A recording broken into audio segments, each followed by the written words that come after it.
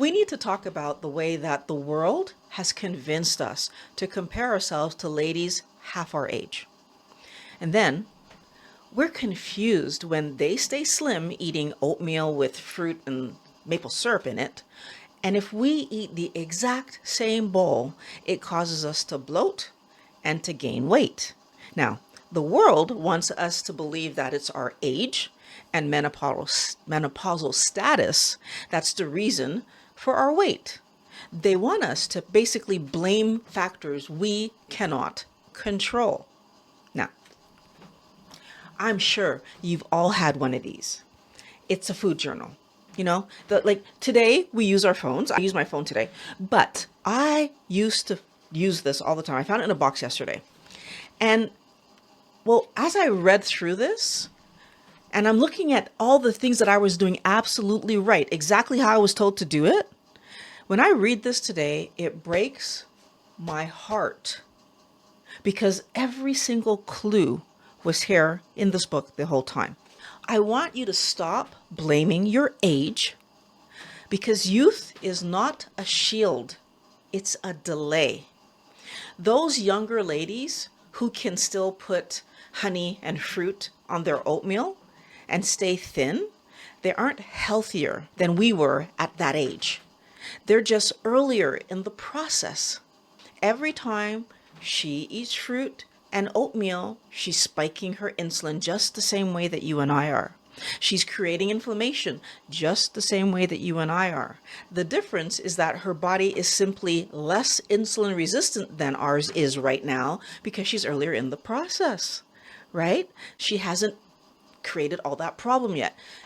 You are not broken because oatmeal makes you sick. You're just finally living the reality of what that food does in our body. And this is the real tragedy.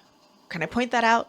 For 40 years, we have been told, well, at least I have specifically been told for 40 plus years, that rolled oats in our pantry is the gold standard for good health, for heart health, right? We are told it's the responsible thing to eat.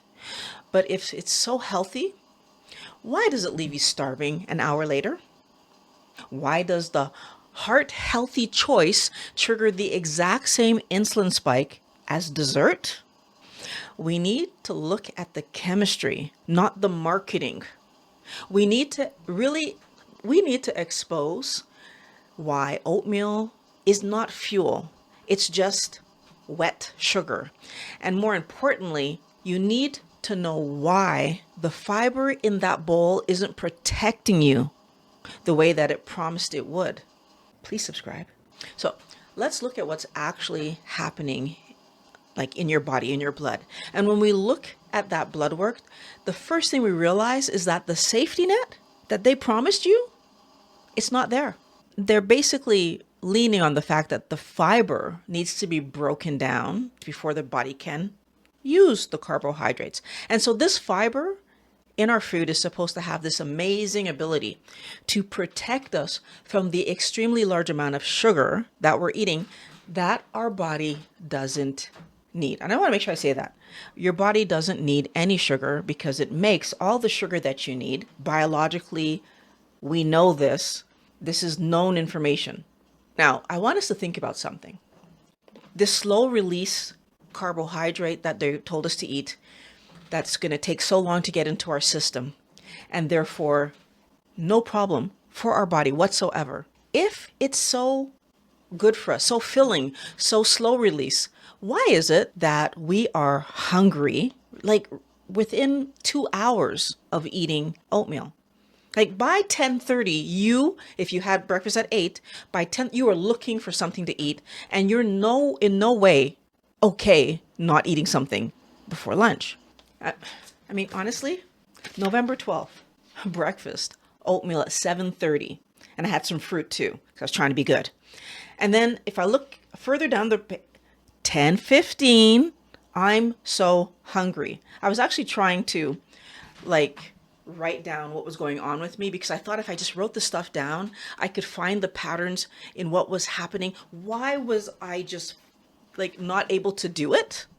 Right? I really thought that I would find something to help me figure this out. But all I get is I'm hungry. And on that day, I stopped to get a muffin. So I had the good, healthy breakfast. And then I had the muffin because it's a muffin, right? Probably was a bran muffin. If I'm knowing myself, I didn't write down what kind of muffin it was. But trying to stay good. More carbohydrates. So I was hungry, wellness warrior. There was no argument that happened. There was no mistake that I made during my day. There was no problem at work. I was hungry. I didn't lack willpower. I was in a chemical crisis and my body needed food. Me needing to eat in the middle of the day was not about me being bored.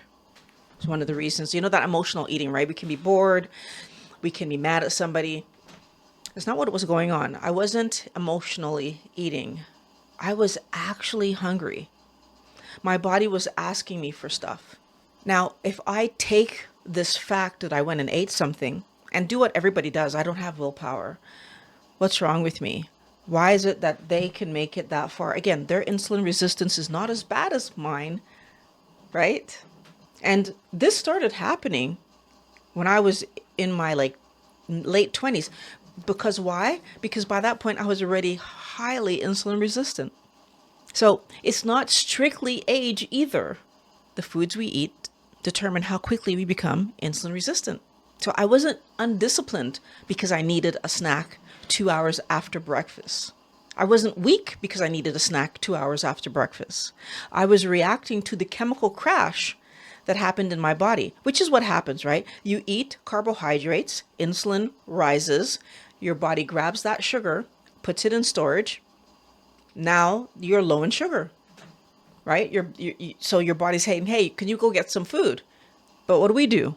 We go back out and get more carbohydrates, the one thing that your body doesn't want. And we're on this roller coaster. We need to understand that this fiber idea, this fiber protects us. It's such a lie. It's a myth.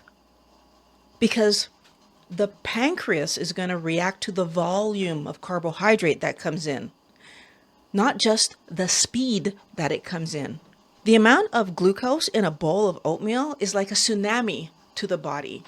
And if you compare the amount of sugar that was, right, carbohydrates, glucose that was, to the amount of fiber that's in that bowl of oatmeal, it's like if you have sandbags that come up to waist level, but a tsunami comes in. There's no way that waist level sandbag that you have around your house is going to block the water from knocking your house in. It's just impossible for that to save you, wellness warrior. That fiber wall provides almost no protection. Sure, it slows things down a little bit. The water, instead of getting to your house after 0 seconds, will get there after 2 seconds. It's still going to get there. The fiber doesn't stop the insulin spike. The massive volume of glucose just gets into your bloodstream and it forces the pancreas to pump out a massive surge of insulin to save you from all that sugar that's floating around in you right at that moment in time. And I want us to understand that happens for everybody. Whether you're male, female, young, old, doesn't matter. Everybody's insulin rises when they eat oatmeal, when they eat bran muffins, when they eat granola bars, all these healthy, fiber-rich foods that we are encouraged to eat, whether you're 20, 7, or 87, we all have an insulin rise to deal with the sugar that just came in.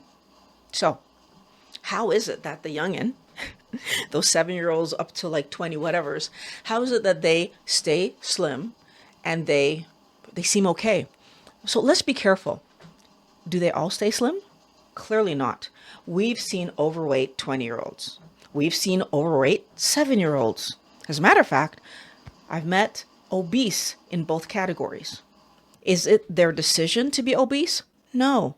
Their body reached insulin resistance faster than some of the other people around them. That's the only difference. So we need to understand fiber slows down marginally what's going on, but it's still going on.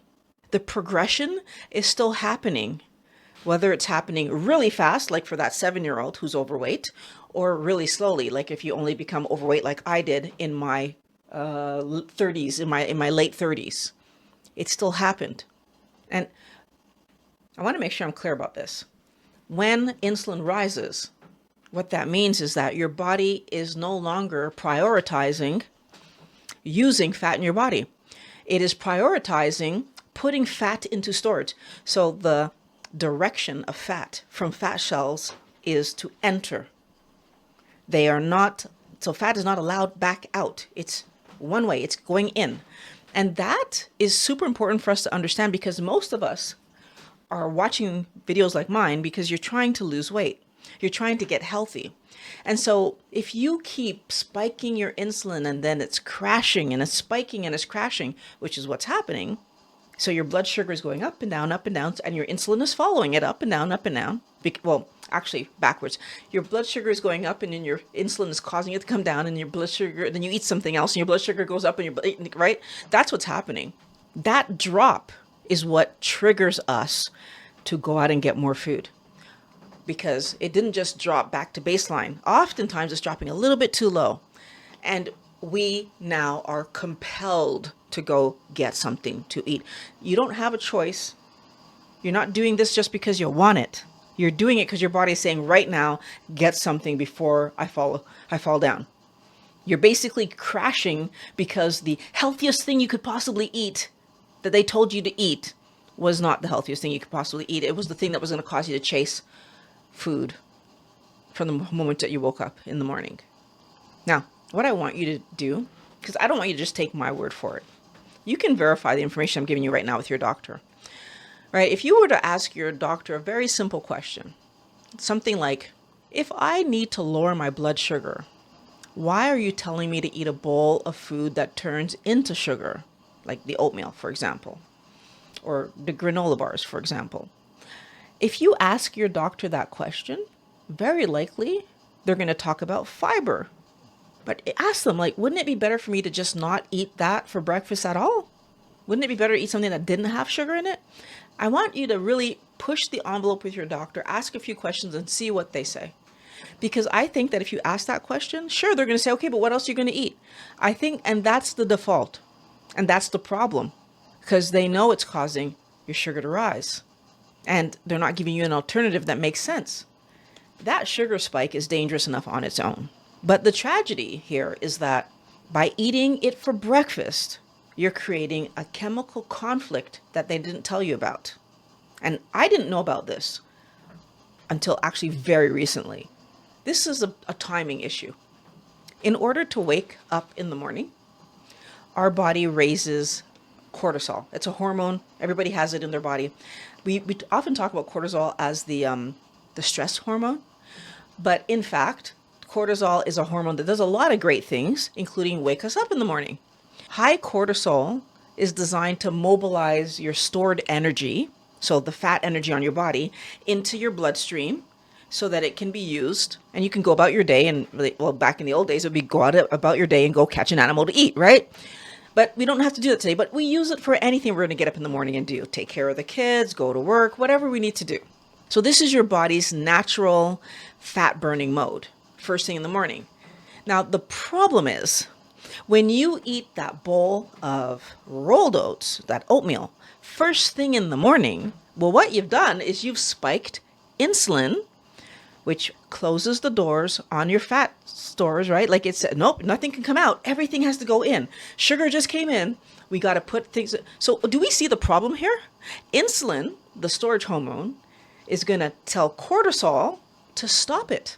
You can't be active right now because we need to get this extra sugar out of the blood system because that's not good for us. And when you spike insulin while cortisol is high, insulin always wins. Fat burning is over.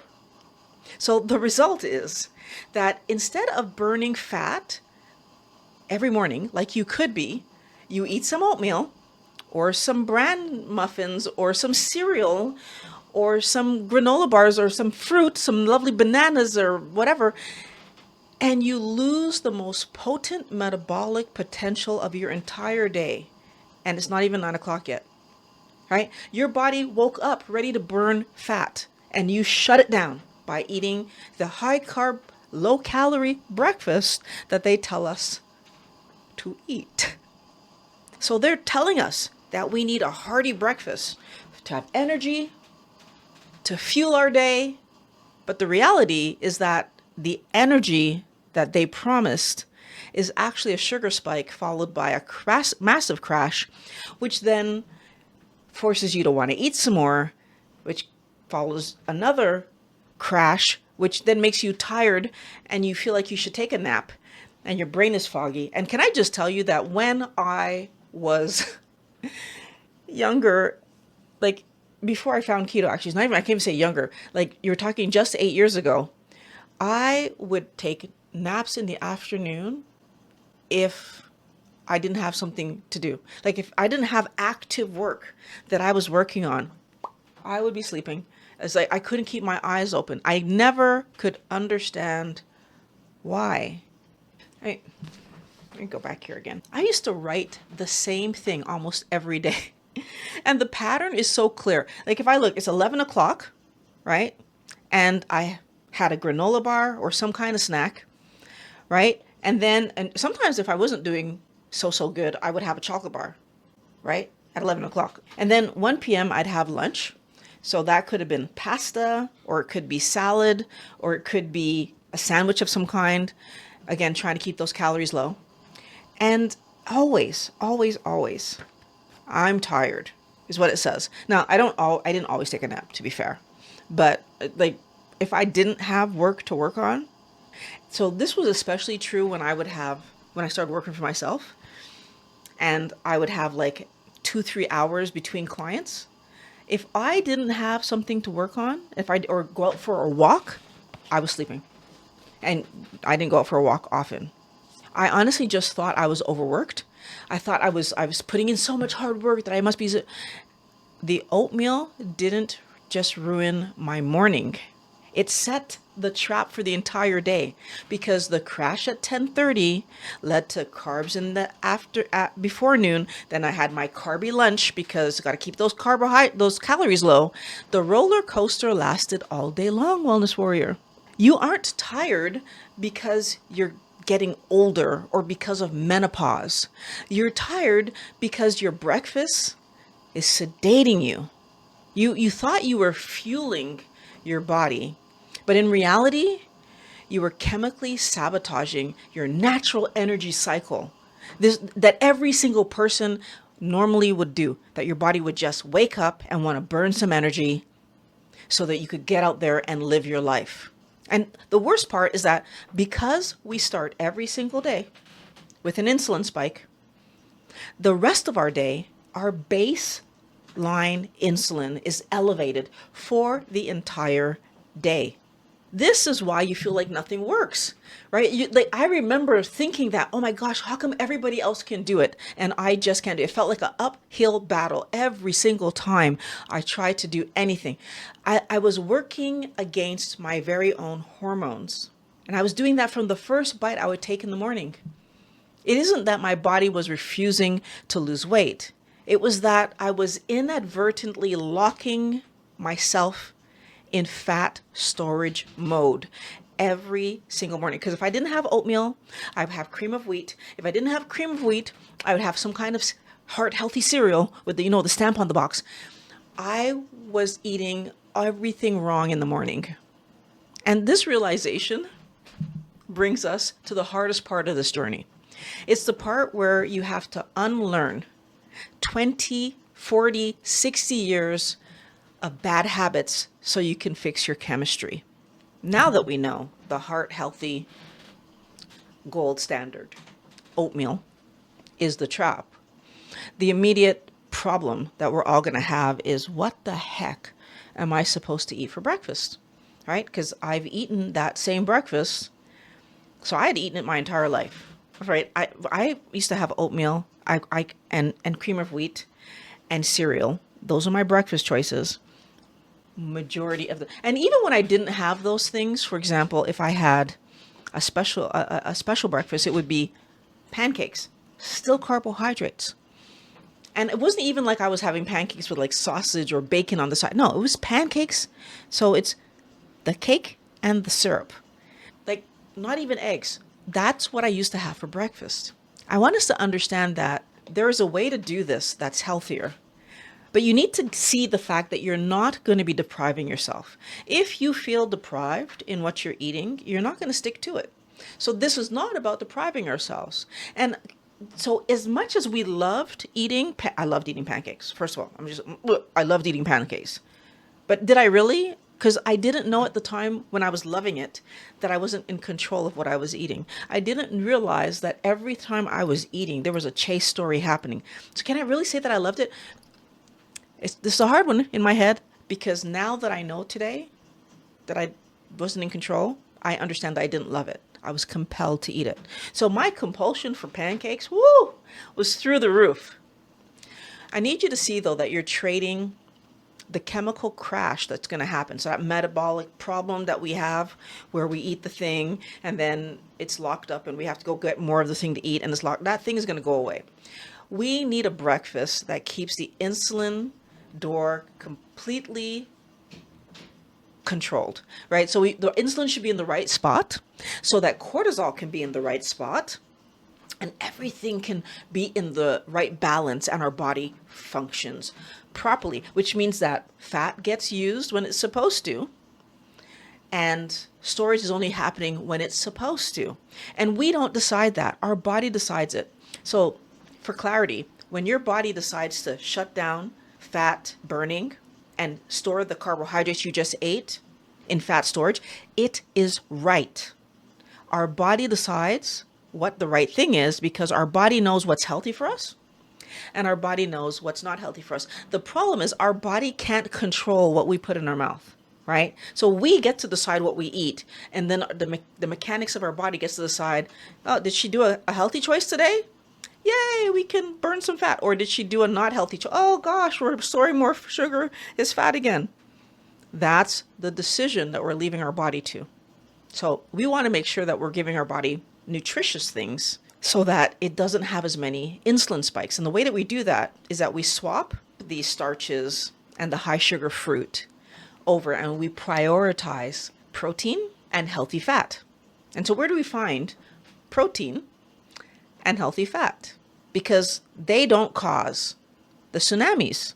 They don't shut down the fat burning window. Carbohydrates do, just for clarity. So the options we have are eggs.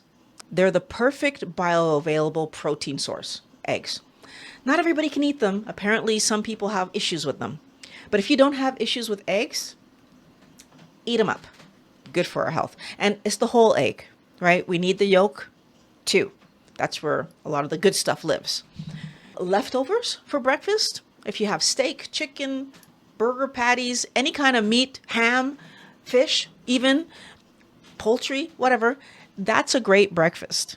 Like, your breakfast food does not have to be breakfast food, right? Like the same way I used to love having breakfast for supper and I would have like pancakes for supper.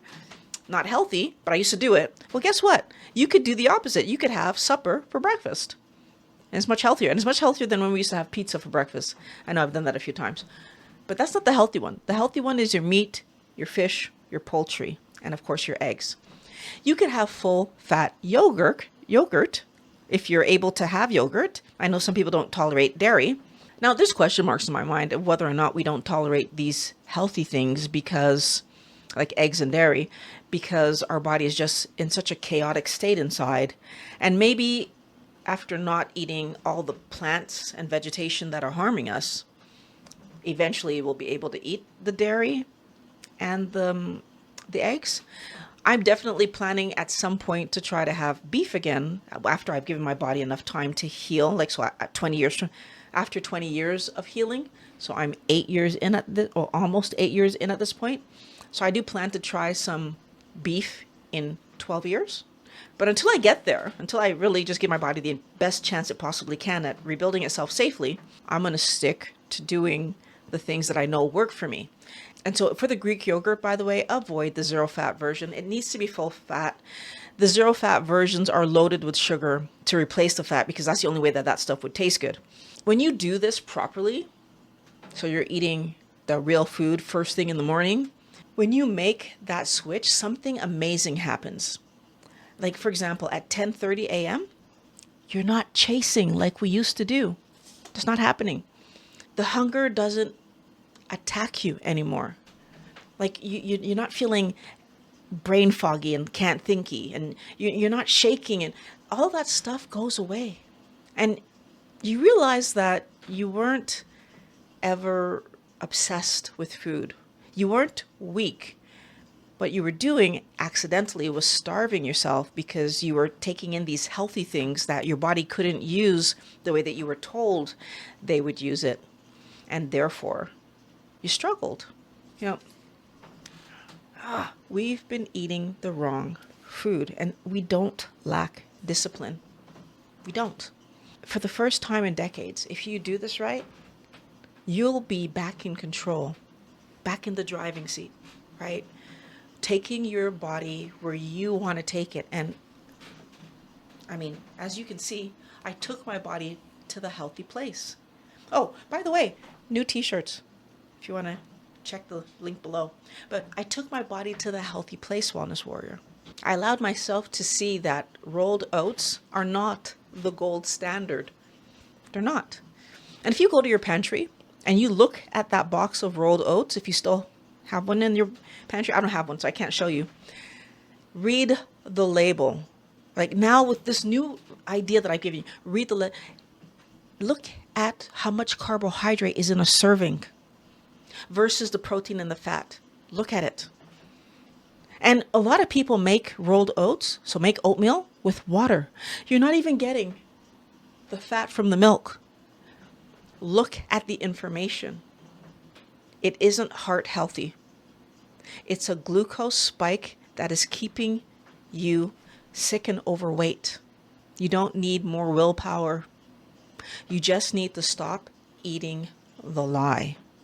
Now, I told you to swap oats for eggs, but I can imagine that some of you might be worried about cholesterol or maybe just getting bored eating the same thing every day, although you could eat the meat, fish, poultry, but whatever. I ate eggs every day for a month, and this video here talks about what happened to my body. And I'll be honest, it shocked even me. So click on the link. I'll meet you over there.